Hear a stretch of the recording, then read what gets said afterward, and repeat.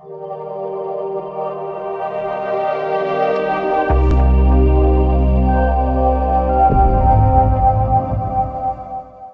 दोस्तों welcome in discover Rajasthan, keep discover keep learn. अपना दोस्तों जो टारगेट आरएएस प्री 2023 है, ये अपना बैच चल रहा है। इसमें अपने दोस्तों आज नेशनल करंट अफेयर है, ये कवर करने वाले हैं। धीरे धीरे दोस्तों अपने सारे टॉपिक कवर कर लेंगे। ठीक है, अभी भी आपके पास कितने हैं, 10 दिन बचे हुए हैं। अगर आज का दिन और कल का मतलब 11 दिन बचे हुए हैं, कल का दिन मिला ले तो ठीक है। वैसे 10 दिन मान लो, आपके पास 10 दिन तो बचे हुए हैं। तो अपने स्टार्ट करते हैं। तो यहाँ पे मैंने सिर्फ 20% ही लिए दोस्तों, ठीक है, करंट अफेयर के। अगर आप कहोगे तो अपने एक क्लास और ले आएंगे। ये मैंने मोस्ट इंपोर्टेंट जो है मेरे को लगा वो मैंने निकाले हैं। अब अपने पहले पर्सन की बात करते हैं कि 21 अगस्त 2023 को चुनाव आयोग है, देखो चुनाव होने वाले हैं 24 में, ये अपना नया नेशनल आइकॉन चुनती है। मतलब इसकी जगह, आइकॉन की जगह आपके एग्जाम में लिखा आ सकता है क्या, ब्रांड एम्बेसडर चुनती है। ठीक है, ब्रांड एम्बेसडर भी लिखा आ सकता है, ये ध्यान रखना, ब्रांड एम्बेसडर। तो ये किसको चुना है, तो ये चुना है दोस्तों सचिन तेंदुलकर, जो आपके क्रिकेटर हैं इनको। ठीक है, इसकी जो अवधि होती है वो 3 साल की होती है। तो इतना नहीं याद रखना कितने साल के चुना, अपने को इतना याद होना चाहिए कि सचिन तेंदुलकर को चुना गया है। और इससे पहले जो पंकज त्रिपाठी है वो यहाँ पे आइकॉन थे या ब्रांड एम्बेसडर से अपने कह सकते हैं। अब अपने बात करेंगे दोस्तों क्वेश्चन नंबर 2 की। जो आधार की सेवा देती है, आपको सभी बताओगे, अपने को अपना आधार कार्ड डाउनलोड करना होता है, कुछ भी परिवर्तन करना होता है तो अपने UIDAI पे जाते हैं। किस पे, उदाई पे, UIDAI भी ऐसे लिखा आ सकता है। इसका जून 2023 में CEO बनाया गया है। क्या, CEO। तो वो किसको बनाया गया ये बताना है दोस्तों। ये IAS ऑफिसर हैं, अमित अग्रवाल इनका नाम है। ठीक है, IAS ऑफिसर हैं अमित अग्रवाल, इनको बनाया गया है। और दोस्तों इसमें अगर बात करें तो कार्यवाहक चेयरमैन भी एक नियुक्त किया गया था, नीलकंठ मिश्रा को। ठीक है, बस इतना याद रखना है कि जो CEO बनाया गया वो अमित अग्रवाल को बनाया गया है।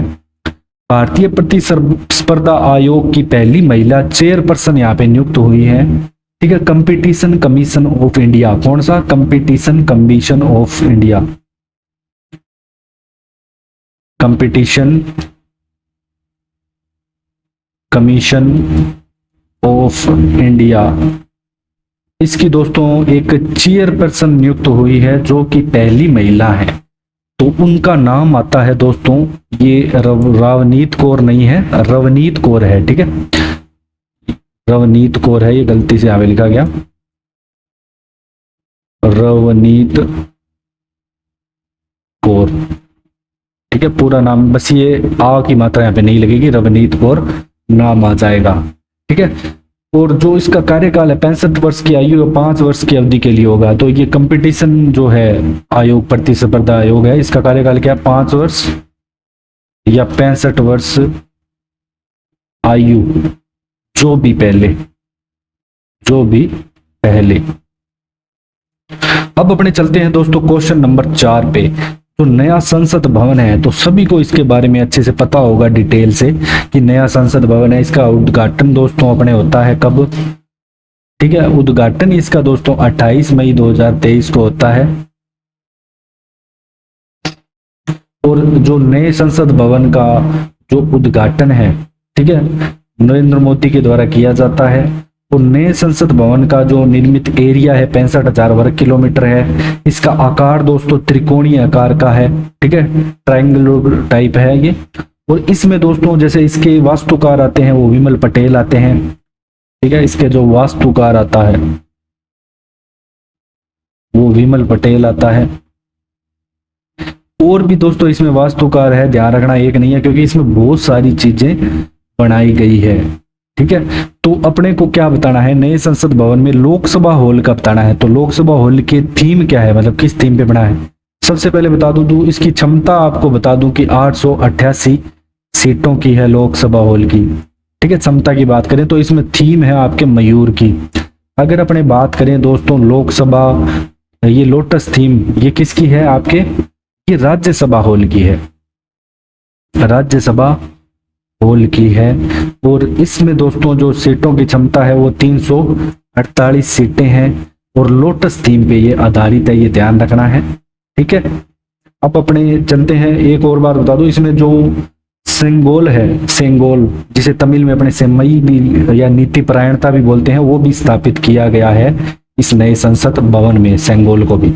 अब अपने 8 मई 2023 को दोस्तों सुखोई 30 MKI लड़ाकू विमान से उड़ान भरने वाली जो अपने भारत की राष्ट्रपति है द्रौपदी मुर्मू, ये कौन से नंबर की मतलब राष्ट्रपति यहाँ पे बनी है, पहली, दूसरी, तीसरी? तो दोस्तों इससे पहले प्रतिभा पाटिल है जो राजस्थान की राज्यपाल भी रह चुकी है, तो वो भी यहाँ पे भर चुकी है उड़ान। तो ये तीसरे नंबर की है, कौन से नंबर की है? तीसरे नंबर की राष्ट्रपति बनी है। अब अपने बात करेंगे दोस्तों क्वेश्चन नंबर 6 पे कि 2 से 4 मार्च को नई दिल्ली में आयोजित, ठीक है, 2 से 4 मार्च 2023 को, 23 के जितने मैंने करंट अफेयर लिए हैं आपकी ये बात ध्यान रखना, नई दिल्ली में दोस्तों 8वां एक रायसीना डायलॉग का मुख्य अतिथि बताना है। रायसीना डायलॉग का मुख्य अतिथि दोस्तों आपको पता होगा, अभी चर्चा में भी है, तो देश है इटली। ठीक है, और इटली देश की प्रधानमंत्री सभी को पता होगा, जो भी G20 में भी चर्चा में रही, तो इस देश की प्रधानमंत्री कौन है, इसका नाम आपको याद रखना ही रखना है, मेलोनी याद रख लेना। ठीक है, जियोर्जिया मेलोनी, इटली की प्रधानमंत्री कौन है? Giorgia Meloni. तो इन्होंने यहाँ पे भाग लिया। ठीक है, मुख्य अतिथि के रूप में कौन था, मैंने आपको बताया इटली था। अब अपने चलते हैं नेक्स्ट, नागालैंड में चुनी गई प्रथम महिला विधायक। देखो दोस्तों, जब से नागालैंड बना है ना, तो नागालैंड कब बना? 1963 में। तो नागालैंड जो नया राज्य बना, तो ये कब बना? 1963 में। तब से लेके अब तक यहाँ पे एक भी महिला विधायक नहीं बनी। तो इस बार 2 बनी है, लेकिन इसमें से पहली कौन सी है? प्रथम है, कानी जरवाड़ू है। तो ये क्या है? प्रथम है। ठीक है, और इसके अलावा दोस्तों एक और बड़ी है जो पश्चिमी आगामी सीट से जीत दर्ज की है इसने बाद में, सलहोतु ओनुकुक्रूस, ये भी बनी है। ठीक है, मेन मतलब अपने को जो याद रखें एग्जाम की दृष्टि से वो है कानी जरवालू है, कानी जरवालू, जो कि नागालैंड की प्रथम महिला विधायक चुनी गई है। अब अपने बात कर लेते हैं दोस्तों अपने गणतंत्र की, स्वतंत्रता नहीं, स्वतंत्रता दिवस हमारा 77वां था, अपने गणतंत्र दिवस की बात कर रहे हैं। तो इस टाइम अपने मुख्य अतिथि थे वो किस देश के थे? तो दोस्तों मिस्र के थे। कहाँ के थे? मिस्र के। मिस्र के कौन आए थे? अब्देल फतेह है, अब्देल फतेह है अल सीसी, अल सीसी आए थे। ठीक है, इसका बस अपने को इतना याद रखना है, जो गणतंत्र दिवस है उसमें मुख्य अतिथि मिस्र था, मिस्र से बुलाया गया था, और अपना ये 74वें नंबर का गणतंत्र दिवस था। अब अपने बात करते हैं दोस्तों अगले प्रश्न की, कि विश्व स्वास्थ्य संगठन का पहला यहाँ पे पारंपरिक औषधि वैश्विक सम्मेलन हुआ। ठीक है, औषधियों के बारे में, क्योंकि देखो अपने जैसे पुराणों की बात करते हैं या अपने इंडिया के एंशिएंट इंडिया की बात करते हैं, तो अपने औषधि पे बहुत इंपॉर्टेंट है अपने लिए। तो इस क्षेत्र में भी अब जो WHO है, वर्ल्ड हेल्थ ऑर्गेनाइजेशन है, ये बढ़ रहा है। तो यहाँ पे पहला सम्मेलन दोस्तों वैश्विक औषधि के आयोजित हुआ था। तो ये कहाँ पे किया गया था? तो ये आपके गांधीनगर गुजरात में किया गया था। कहाँ पे?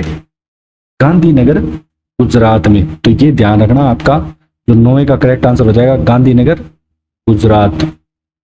गुजरात में इस सम्मेलन का आयोजन किया गया था। अब अपने चलते हैं दोस्तों अगले प्रश्न पे। अगला प्रश्न आपका क्या कहता है कि world cities cultural forum WCCF जिसे बोलते हैं, इसका हिस्सा बनने वाला पहला भारतीय शहर कौन सा है? तो जो वर्ल्ड सिटीज कल्चरल फोरम है, इसका हिस्सा बनने वाला पहला शहर अपना बेंगलुरु आ जाएगा, जो अपना IT हब है। ठीक है, और बेंगलुरु इसमें शामिल होने वाला कौन सा 41वें नंबर का है? ये और ध्यान रखना, 41वें नंबर का शहर है, लेकिन भारत का अपने का है पहला। इसमें क्या है कि जो भविष्य की समृद्धि में संस्कृति की भूमिका का पता लगाने के लिए एक मतलब आर्टिफिशियल इंटेलिजेंस वगैरह मतलब IT टेक्नोलॉजी से संबंधित है, इसलिए इसको चुना गया है। अब अपने बात करेंगे दोस्तों क्वेश्चन नंबर 11 की। 1 जुलाई 2023 को प्रधानमंत्री नरेंद्र मोदी मध्य प्रदेश के शहडोल से एक राष्ट्रीय सिकल सेल एनीमिया उन्मूलन मिशन है, इसको लॉन्च करते हैं। तो ये आपको याद होना चाहिए कहां से किया इस मिशन का लॉन्च?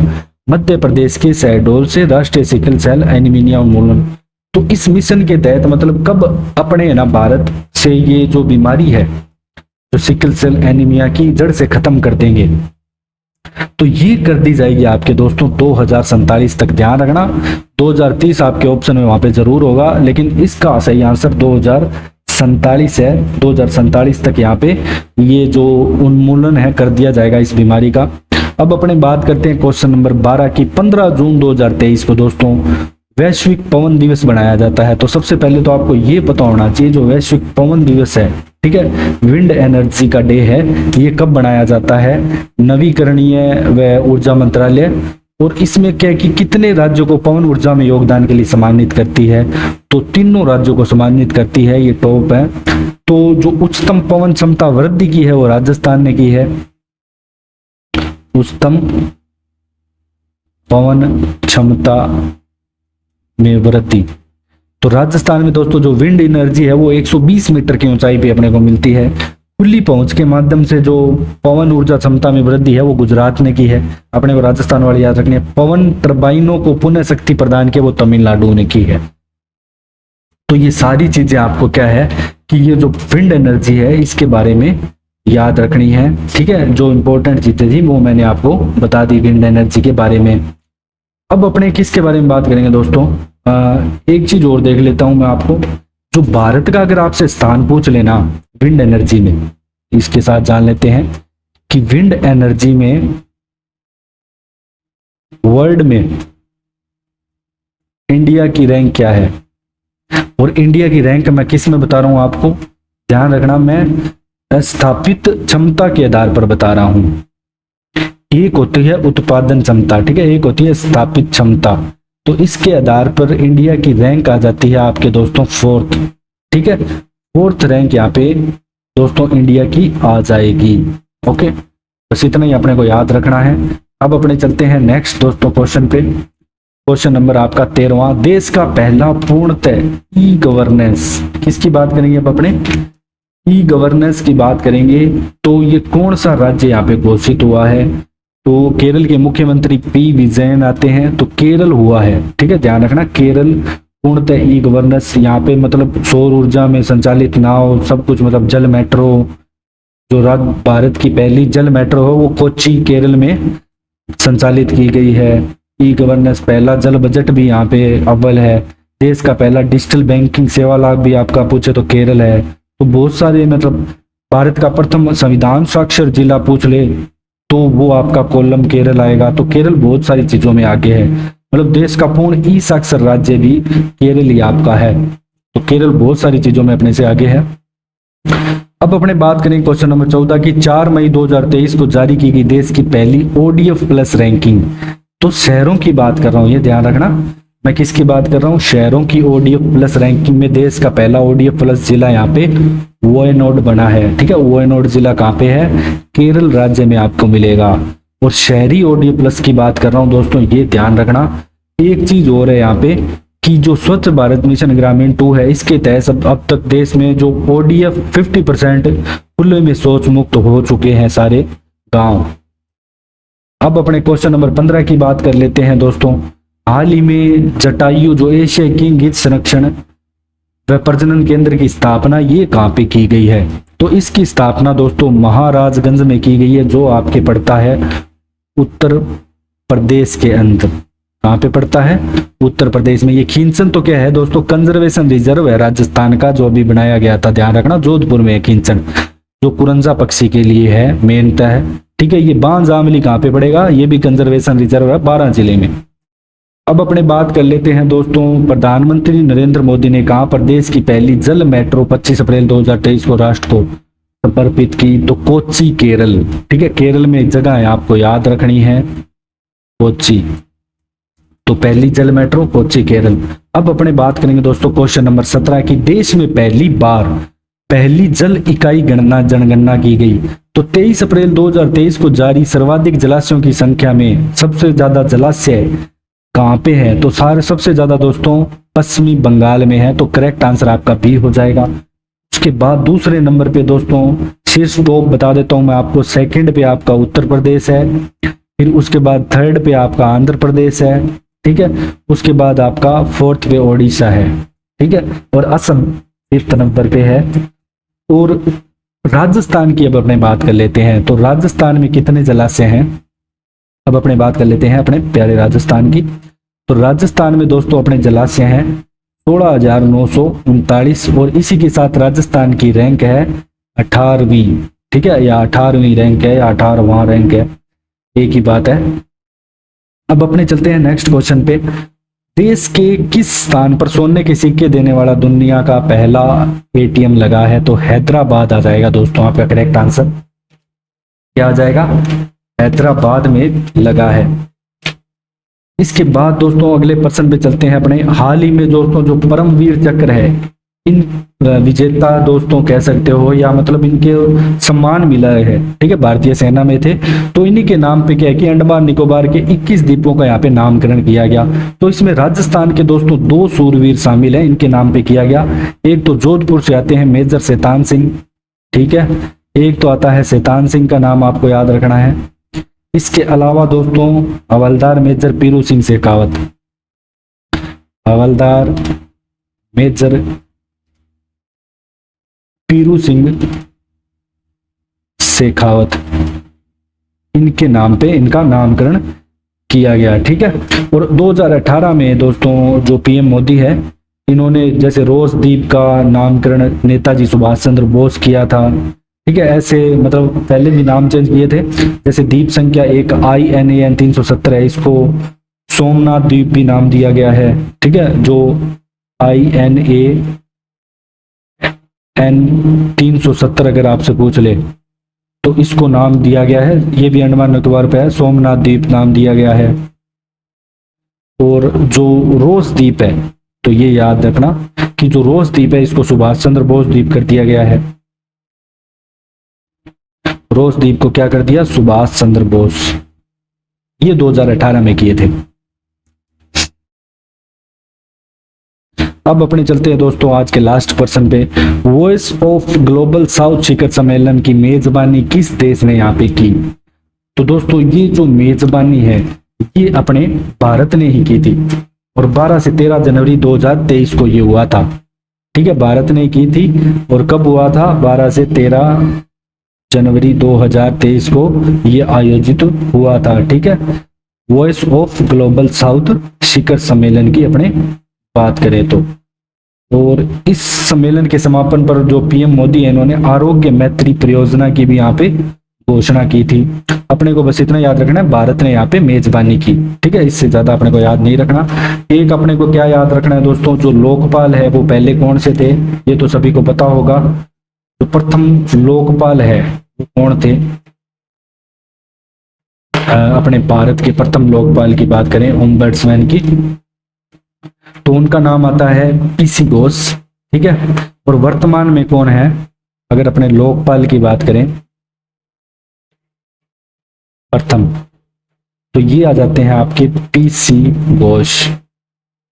और वर्तमान में अगर पूछ ले तो कौन है दोस्तों, पैसे ही नाम है इनका भी, लेकिन नाम है प्रदीप कुमार मोहंती,